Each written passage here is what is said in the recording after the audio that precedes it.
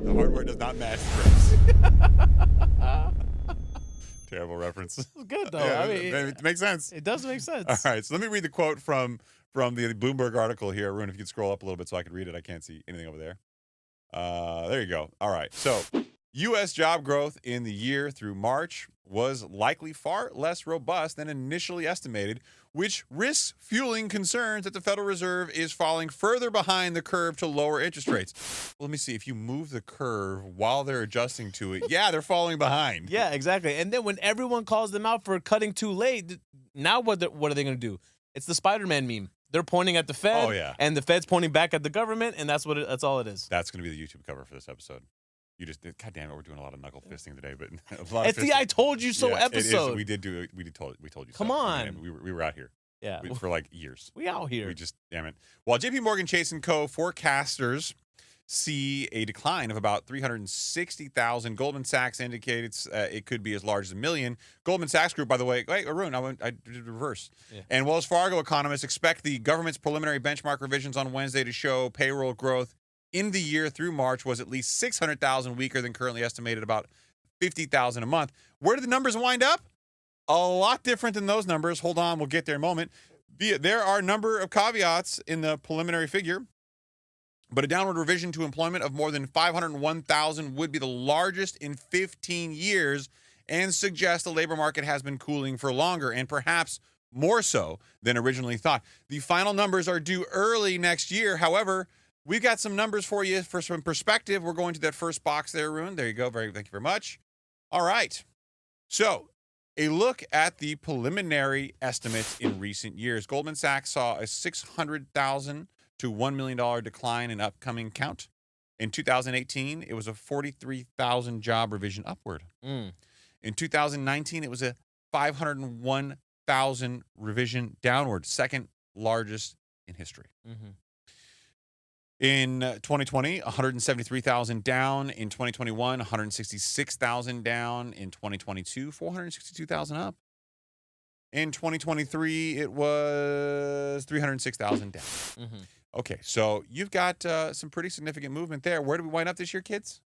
Close to 1 million. I think it's 800. Right now, it's being reported at 818,000. 18,000, and it is likely to be revised as more accurate data continues to come in.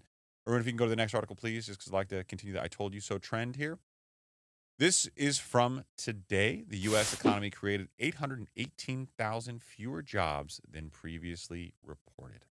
So we were expecting up to 1 million, more than 600,000. They were dead on. The revised job numbers released today by the Bureau of Labor Statistics show that the U.S. economy created 818,000 fewer jobs from April 2023 to March of 2024 than previously reported. This significant downward revision, about 0.5% of the total initially estimated, brings the job creation figures down to 2.1 million over that period. This revision is one of the largest since 2009 and suggests the labor market may have been weaker than initially thought. No. It was weaker than initially thought. This adjustment primarily impacts sectors such as professional and business services, leisure and hospitality, as Said has mentioned, and manufacturing. The revision indicates that the average monthly job growth during this period was around 174,000 jobs, which is considerably lower than the previously reported 242,000 jobs per month. The implications of this revision are notable. It could influence the Federal Reserve's upcoming decisions, which we will talk about momentarily, with some economists suggesting that the Fed might consider cutting interest rates as early as September. By the way, we've talked about that on the show. They were already suggesting that. Now the question is, are they going to suggest more or less cuts in September? This would mark a shift in monetary policy, reflecting concerns about a potentially weakening labor market in the face of high interest rates. Not potentially, baby doll. No. Actually weakening. Actually. Overall, this revision paints a less robust picture of the labor market than previously believed, which could have broader implications for the economic environment as policymakers and investors digest the new data. And when they say digest, what do they mean? They mean the market had an interesting pivot today. The treasuries pivoted hard. They did, right? Right? I had an argument with somebody I respect a great deal about a week ago. And About a week ago. And he was saying to me that, Chris, I disagree with you that the interest rate environment's going to change a whole lot from where it's at. And I said, why is that?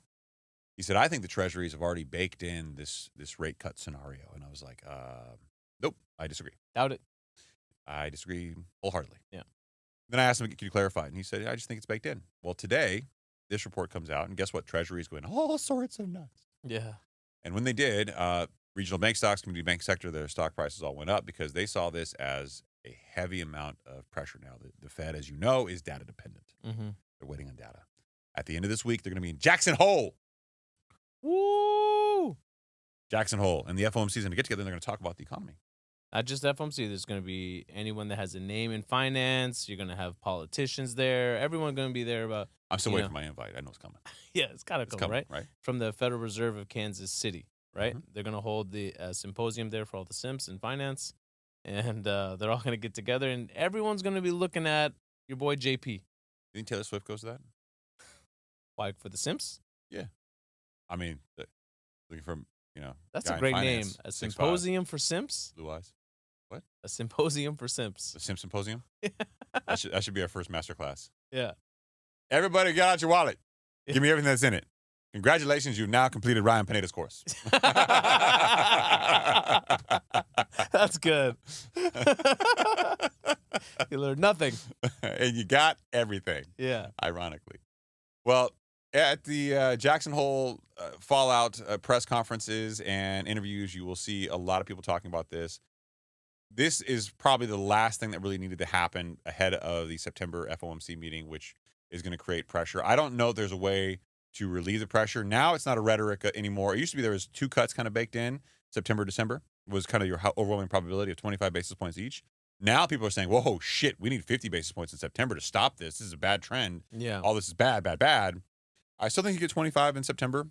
I mean, but now you're seeing increasing dialogue and rhetoric around potential for 3 rate cuts, September, November, December.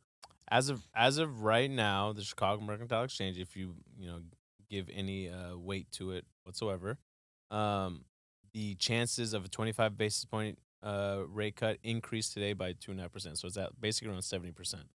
Right? So it's leaning more and more towards 25 basis points and less 50 basis points, only because they're definitely baking in another 25 for November and another 25 for December. Similar for World Interest Rate Probability. World Interest Rate Probability went from 150% down to 130%. Again, each 100% is reflective of 25 basis points. Yeah. So they're heavily leaning towards 25 basis points in September.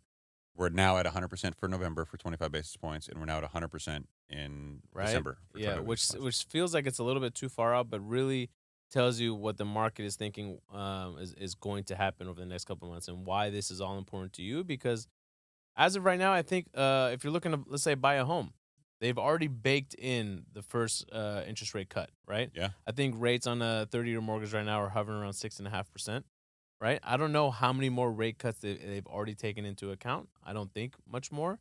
So if those data points still hold true, I mean, you can probably look to see, somewhere in Q2 rates shaking out at around like 6%, maybe high 5s, right? Maybe. No, I think you're going to see them 6%. I think you're going to see 10-year treasuries kind of push those up, but I think they're going to stay